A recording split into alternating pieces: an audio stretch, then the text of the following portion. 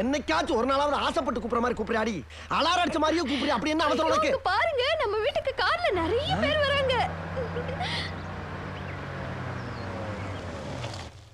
வாங்கய்யா, உள்ள வாங்க. அண்ணே, பெரிய ஜவுளிக்கடை வியாபாரியா, உன் மூத்த பொண்ணு பிரியாவை பொண்ணு கேட்டு வந்திருக்காரு. வணக்கங்க. இந்த வீட்டை பொறுத்த வரைக்கும் எந்த முடிவா இருந்தாலும் எங்க அக்கா அகிலாண்டேஸ்வரி தான் எடுப்பாங்க. பிரியாவை பெத்தது நாங்களா இருந்தாலும் அவளை வளர்த்தது எங்க அக்கா அகிலாண்டேஸ்வரி தான். நீங்க உட்காருங்க, ஒரு நிமிஷம் அக்கா கிட்ட கேட்டு வந்துடுறேன். நான் கட்டிக்க வேண்டிய என் மொரமாமனை கட்டிக்கிட்ட கஸ்தூரியே 30 வருஷ பகைய மறந்து தான் மகன் செந்தில்நாதனுக்கு என் மகளை எப்ப கேட்டாலோ அப்பவே நான் முடிவு பண்ணிட்டேன். அவன் தான் இந்த வீட்டு மாப்பிள்ளன்னு. சரிக்கா.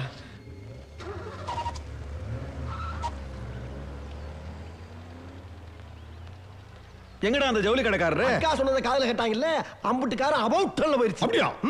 நமக்கு கல்யாணம் ஆகி 8 வருஷமாச்சு. இந்த 8 வருஷத்துல ஒரு நாள் கூட உங்க மாமா குடும்பத்துல யாரையும் நான் பார்த்ததே இல்ல. 30 வருஷத்துக்கு முன்னால பிரிஞ்ச குடும்பம் இந்த கல்யாணத்துல தான் ஒண்ணு சேர போகுது. எல்லாரும் நீ பார்க்கத்தானே போற.